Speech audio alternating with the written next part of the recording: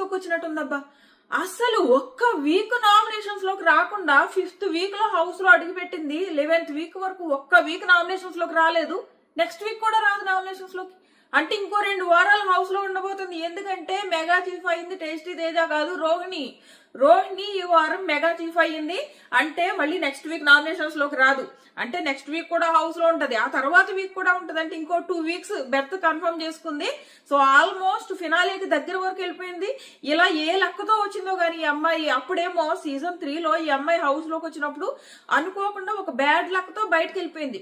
అప్పుడు ఎలా బయటకు వెళ్ళిందంటే బిగ్ బాసే కావాలని పంపేసినట్టు పంపేశాడు అనమాట. అంటే ఆల్రెడీ అప్పటికే బాబా భాస్కర్ గారు బాగా కామెడీ చేయడం, ఆయన కామెడీ ఆడియన్స్ నచ్చడం, రోహిణి కామెడీ అసలు చూపించేవారు కాదు, అసలేం పెద్ద కామెడీ ఉండదు కాదు. బట్ అందరూ అనేవారు రోహిణి హౌస్ లో, అంటే తను బయటకు వచ్చిన తర్వాత అందరూ చెప్పింది ఏంటంటే రోహిణి హౌస్ లో చాలా కామెడీ చేసింది, బట్ ఎవరు బయటకు మాత్రం ఎందుకు ప్లే చేయలేదో మాకు అర్థం కాలేదు అని చెప్పేసి అనేవారు.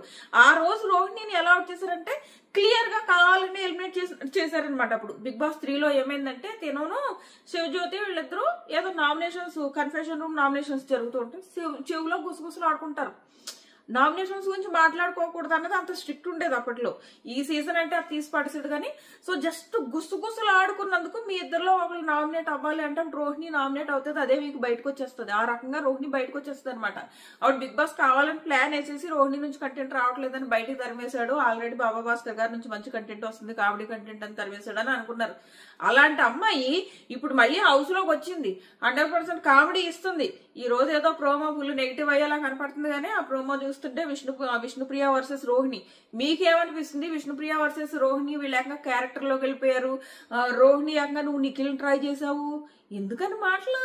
ఎందుకు నిఖిల్ కోసం ట్రై చేసావు? నిఖిల్ పడకపోతే పృథ్వీకి అయినేసావు. అవసరమా ఇలాంటి మాటలన్నీ? ఫస్ట్ ఆఫ్ ఆల్ నీ క్యారెక్టర్ ఏంటో తెలుస్తుంది అని అన్నాం, విష్ణుది తప్పే. క్యారెక్టర్ వరకు ఎందుకు అసలు నీ క్యారెక్టర్ ఏంటో తెలుస్తుంది, ఎందుకు ఆ మాటలు? అటువైపు నుంచి ఆ అమ్మాయి దానికి ఇంకా ట్రిగ్గర్ అయిపోయి 2 మాటలు ఎక్కువ మాట్లాడేసి నువ్వు ఫస్ట్ నిఖిల్కి ట్రై చేసావు, ఆ తర్వాత పృథ్వీకి ట్రై చేసావు. అవసరమా? అన్ని అనవసరమైన మాటలే. సో ప్రోమో చూస్తుంటే మాత్రం ఇద్దరు వైపు నుంచి తప్పులు కనపడుతున్నాయి. ఇద్దరు క్యారెక్టర్ అసోసియేషన్లు చేసుకుంటున్నారు. ఈ ఎపిసోడ్ చూసాక చూద్దాం. మరి రోహిణి అయితే ఇంకా ఎక్కువ వెళ్ళిపోయింది. ఇంకా ఈమె రోహిణి ఎవరో విష్ణు కొంచెం తప్పు, రోహిణిది బాగా ఎక్కువ తప్పులా కనిపిస్తుంది. ఏంటంటే నిఖిల్ కోసం ట్రై చేసింది విష్ణు అంటుంది. అనవసరమైన మాటలు అయ్యి. ఒక పెద్ద షోలో ఆల్రెడీ చూసాం, ఫస్ట్ లో సోనియా మాట్లాడితే ఎంత పెద్ద రచ్చ అయిందో. ఎందుకు అనవసరమైన మాటలు? క్యారెక్టర్ అసోసియేషన్ దగ్గరికి వెళ్ళిపోతారు. ఒక పెద్ద షోలో ఉండి నిఖిల్ కోసం ట్రై చేసేవాడడం మాత్రం తప్పు. తను పడలేదు కాబట్టి పృథ్వీ దగ్గరకు వచ్చేవాడడం తప్పు. అది నిజమే అనుకో, ఒక్కవేళ సపోజ్ నిజమైన కానీ వాళ్ళు అన్నట్లేదు. అలాగే తప్పు అంటే తప్పు. ఫస్ట్ ఆఫ్ ఆల్ ఆ అమ్మాయి ఏమక్కడ అలా నిఖిల్ కోసం ఏం తను ట్రై చేయలేదు. తను ఒకటి ఫీల్ అయ్యేది ఏంటంటే అరే నిఖిల్ నాకు బయట తెలుసు కదా, హౌస్ లోకి వచ్చాక నాతో ఎందుకు మాట్లాడట్లేదు, ఇంతే ఇక్కడ వరకే. తను సోనియా వీళ్ళందరితో ఏమో నిఖిల్ బాగా మాట్లాడతాడు, నాతో మాత్రం మాట్లాడు, నా వైబ్స్ నచ్చవంట, నా కామెడీ నచ్చదంట ఇలా అని ఫీల్ అయ్యేది. అంతేగాని నిఖిల్తో లైన్ వేసే ప్రోగ్రామ్ తను ఎప్పుడు పెట్టుకోలేదు. మరి రోహిణి ఏమన్నా సెపరేట్ ఎపిసోడ్ చూసిందేమో. ఖచ్చితంగా తప్పు ఆ మాట అన్నాం. సో రేపు ఎపిసోడ్ చూసాక మళ్ళీ మాట్లాడుకుందాం. ఏదేమైనా రోహిణి మాత్రం నక్కతోక తొక్కొచ్చింది, అసలు నామినేషన్స్ లోకే రావట్లేదు.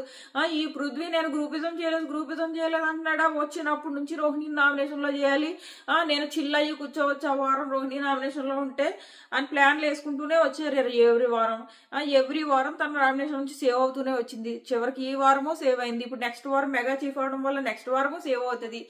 ఆ తర్వాత వీక్ ఖచ్చితంగా నామినేషన్స్ లో వేస్తారు. ఈ లోపల ఏదైనా టికెట్ ఫినాలే వచ్చి అది కూడా రోహిణి గెలిచి టాప్ 5 లోకి వెళ్ళిపోవచ్చు. అంత నక్కతో అంత అదృష్టంతో హౌస్ లో అడుగు పెట్టినట్టుంది ఆ అమ్మాయి. సో రోహిణి మెగా చీఫ్ అవడం పైన మీ ఒపీనియన్ ఏంటన్నది ఖచ్చితంగా కామెంట్ చేయండి. టాస్క్ మనం ప్రోమో చూసాం కదా, అసలు ఏం జరిగింది? ఎందుకంటే మనం ప్రోమోలో చూస్తున్న టాస్క్ లో పృథ్వీ అండ్ విష్ణు లోపల ఉన్నారు, కానీ ఆల్రెడీ బయటగా రోహిణి వచ్చేసింది. అంటే దీని తర్వాత ఇంకొక టాస్క్ కూడా జరిగి ఉండుంటది.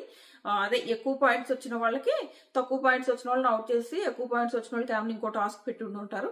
దానిలో మెగా చీఫ్ రోహిణి అయి ఉంటుంది. అది ఏం జరిగింది అన్నది నేను రేపు పొద్దునే పెడతా. అలాగే కొంచెం అన్సీన్ వీడియో ఉంది, అది కలిపి పొద్దునే పెడతా. మన ఛానల్ సబ్స్క్రైబ్ చేసుకుని నోటిఫికేషన్ ఆన్ చేసుకోవడం మర్చిపోకండి. అలాగే రోహిణి మెగా చీఫ్ అవడం పైన మీ ఒపీనియన్ ఏంటో అందుకు కూడా కామెంట్ చేయడం మర్చిపోకండి.